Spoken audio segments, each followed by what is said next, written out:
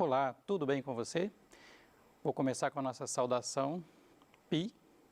Seja bem-vindo ou bem-vinda a mais uma aula de matemática, hoje com o PET 4. Nós vamos falar do assunto que é prismas, primeira parte.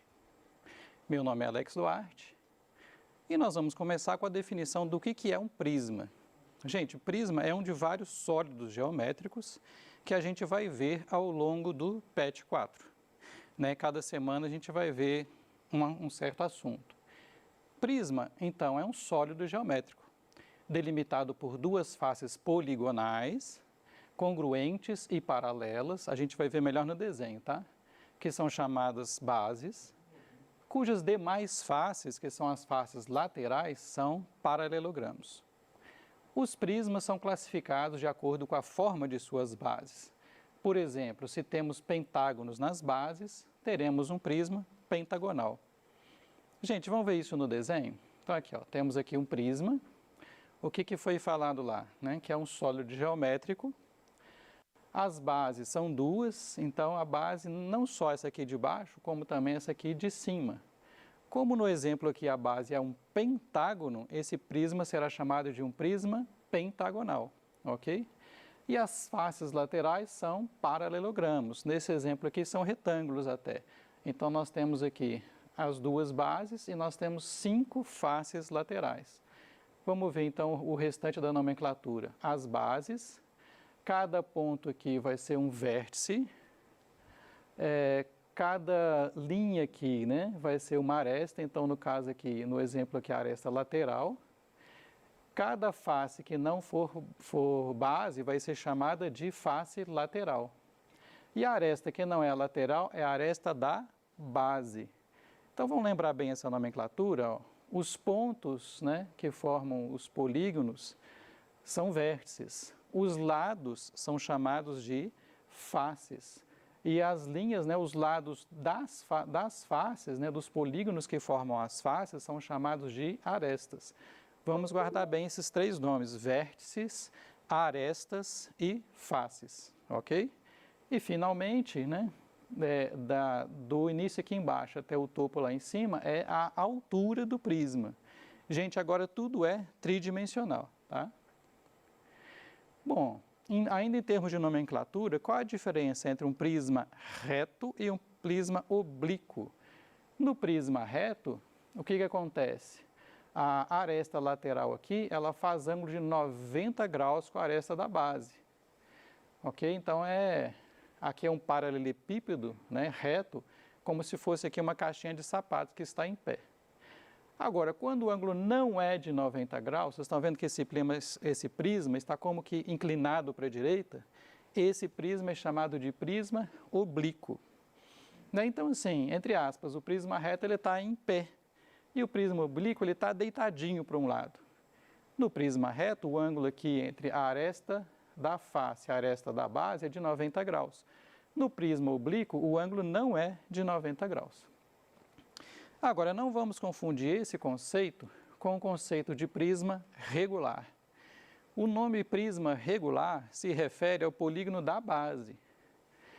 De novo aqui, o exemplo é um pentágono. Aqui na base nós temos um pentágono regular. O que significa termos um pentágono regular? Significa que neste pentágono da base aqui, que é igual ao de cima lá, os 5 lados são congruentes, eles têm a mesma medida. E os 5 ângulos internos são congruentes também, têm a mesma medida. Já neste outro prisma, que também é um prisma pentagonal, a gente está vendo que os lados do pentágono não são iguais entre si e os ângulos também não são iguais entre si. Resumindo, se o pentágono das bases, se o polígono das bases for um polígono regular, nós temos um prisma regular.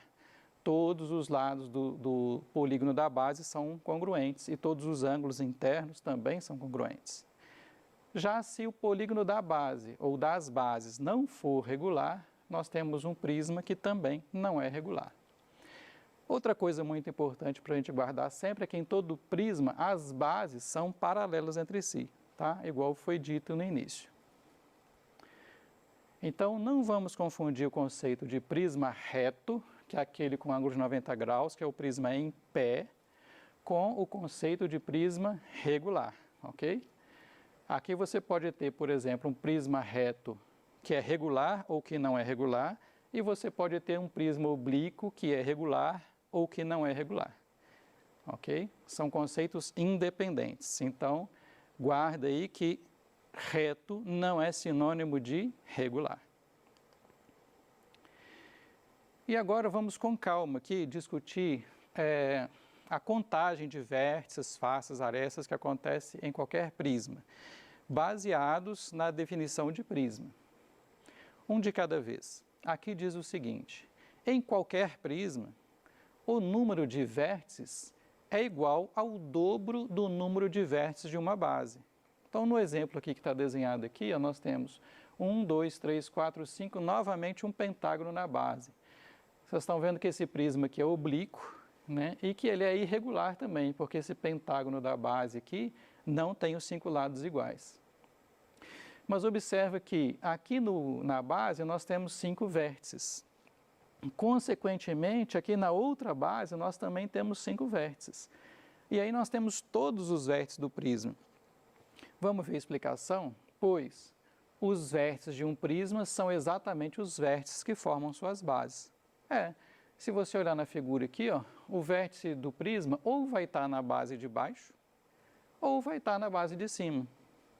Como os polígonos das bases são iguais, a quantidade de vértices que tiver na base de baixo vai ser exatamente igual à quantidade de vértices que tem na base de cima. Então, no exemplo aqui, se a base é um pentágono, tem 5 vértices. A outra base também tem 5. Total, 10 vértices. Então, resumindo, o número de vértices do prisma total é o dobro do número de vértices de uma das bases. Mais uma contagem. Quantas arestas laterais nós temos? Gente, repara que para cada lado aqui do polígono que forma a base, para cada vértice desce uma aresta. Então, o número de arestas laterais é igual ao número de vértices de uma base. Por quê? Essa aresta aqui está ligando o vértice da base de cima ao vértice correspondente na base de baixo. O ângulo não é de 90 graus, mas tudo bem. Esse vértice aqui da base de cima está sendo ligado ao vértice correspondente da base de baixo. E assim para todos eles. Cada aresta lateral, ela está ligando um vértice da base de cima ao vértice correspondente da base de baixo. Então, quantas arestas laterais nós vamos ter? Nós vamos ter o mesmo número de vértices da base. De cada pontinha aqui de baixo, sobe um segmento que é uma aresta lateral. Então, nesse exemplo aqui, que eu estou usando o mesmo desenho para todas as contagens, nós temos 5 vértices na base, 5 vértices na outra base, então nós temos 5 arestas laterais. Pois de cada vértice de uma base, parte uma aresta lateral. Resumindo, a aresta lateral ela liga justamente um vértice de cima com um vértice de baixo. Gente, mais uma contagem. Em qualquer prisma, o número total de arestas é igual ao triplo do número de lados de uma base. Por quê? Vamos ver isso com calma? Então, total de arestas. Numa base, a quantidade de arestas é o número de lados aqui do pentágono no exemplo, 5. Só que lá em cima vai ter a mesma quantidade, 5 de novo. E as arestas que ligam uma base a outra também são 5, porque nós acabamos de ver que as arestas laterais coincidem com a quantidade de vértices. Pois os lados de cada base formarão as arestas das bases, e além disso ainda há as arestas laterais. Então nós temos 5 arestas formando o polígono da base, aqui no exemplo, mais 5 formando o polígono da outra base, mais 5 ligando as duas bases. 3 vezes 5, 15. Sempre assim. E, finalmente, em qualquer prisma, o número de faces é igual ao número de lados de uma base somado a 2. Por que isso acontece? Pois a cada lado do polígono de uma base parte uma face lateral, e cada uma das duas bases são também faces desse poliedro. Então vamos ver. De cada lado de um polígono de uma base parte uma face lateral. Então o polígono da base aqui, que é o pentágono, tem 5 lados do pentágono, está pensando em 2 dimensões por enquanto. Só que cada lado desse pentágono aqui vai gerar uma face lateral. Então, se eu tenho 5 lados aqui no polígono da base, eu já tenho 5 faces laterais. E todo polígono tem exatamente 2 bases. Então, eu vou ter 5 mais 2. As 5 faces do lado, mais a face que corresponde à base de cima, mais a face que corresponde à base de baixo. Então, qual que é o total de faces do polígono? A quantidade de lados de uma base, né? Somando 2. Bom, agora vamos falar de área e volume de um prisma, né? Aqui está um pentágono regular que foi recortado, ou seja, ele foi planificado, como se você fosse fazer um modelo de papel para montar esse prisma na sua casa, ok? Então, aqui a gente está vendo a área da base, que é a área do polígono da base, que no exemplo aqui é um pentágono regular. Então, nomenclatura AB, área da base, ok? Em seguida, nós temos os 5 retângulos aqui, no caso, que formam a área lateral. Notação AL é a área lateral. E como que você calcula a área total? Bom, nós temos a área da base de cima e a área da base de baixo. E temos a área lateral. Então, a área total, nomenclatura AT, vai ser igual à área lateral, que é essa aqui que está nessa cor rosa aqui, mais 2 vezes a área da base. A área da base de cima, que está aqui colorida de amarelo, e a área da base de baixo, que está colorida aqui de laranja. Então, pessoa, não fica decorando essas fórmulas, tá? Faz um desenho rápido no cantinho, numa questão de concurso, numa questão do Enem, numa questão da prova da sua escola. Aí você vai ver facilmente que a área total é a área que tem do lado, mais a área das 2 bases, ok? E o volume do prisma? Depois nós vamos generalizar essa ideia aqui, à medida que a gente for vendo mais sólidos geométricos, mas o volume do prisma vai ser a área da base vezes a altura do prisma. Aí você pode me perguntar, mas Alex, isso depende do prisma ser um prisma reto ou um prisma oblíquo? Não, né? A altura do prisma está aqui, ó, essa altura aqui, ó. Simplesmente, se o prisma for um prisma reto, a medida da altura do prisma vai coincidir com a medida da aresta lateral, porque ali o ângulo é de 90 graus com a base, com o chão, vamos dizer assim. No modelo aqui, né, no exemplo que está um prisma oblíquo, a medida da aresta lateral não coincide com a altura do prisma, mas isso não muda a lógica da coisa, ok? De qualquer maneira, em qualquer caso, o volume de todo o prisma vai ser a área da base vezes a altura. Bom, e como que cairia uma questão envolvendo prisma? Vamos treinar um pouco esse lance, então, da área, do volume. Exercício resolvido. Uma caixa possui a forma de um prisma reto de base retangular, sendo. Então, calma, deu o comprimento da base, que é de 40 centímetros, a largura da base, que é 30 centímetros, e a altura da caixa, que é de 20 centímetros. A caixa é feita de madeira ao custo de 1 centavo o centímetro quadrado, com tampa de vidro. Gente, o que é a tampa, então? É a base de cima dessa caixa, ao custo de 3 centavos o centímetro quadrado. Então, nós estamos vendo que, no exemplo, o vidro custa mais caro que a madeira. Aí tem 2 perguntas.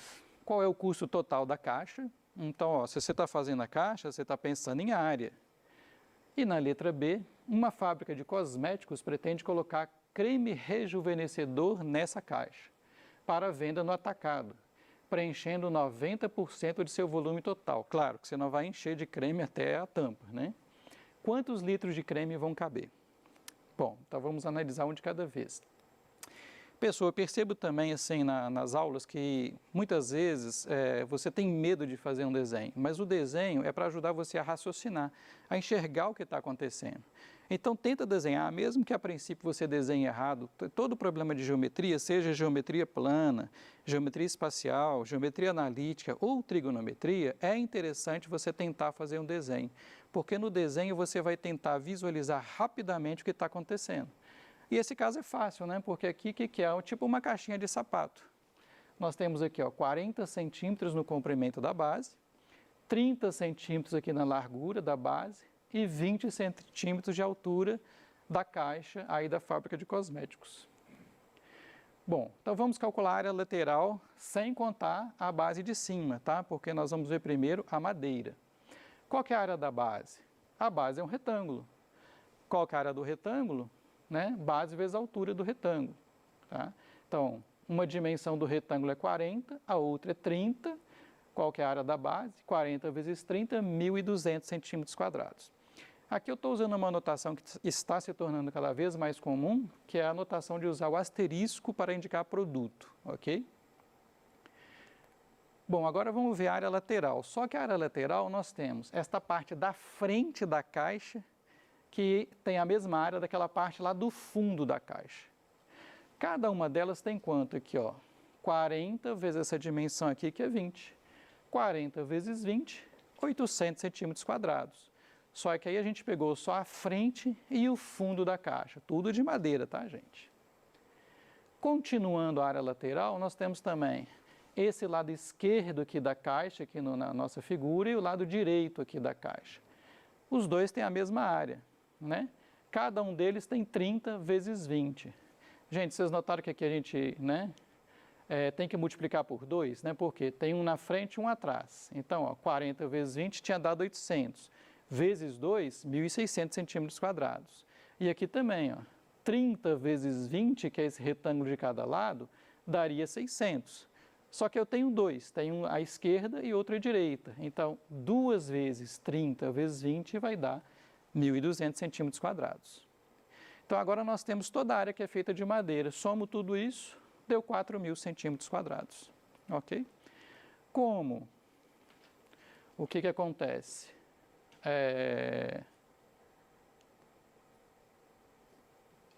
Falta a tampa, né, que é a área de vidro.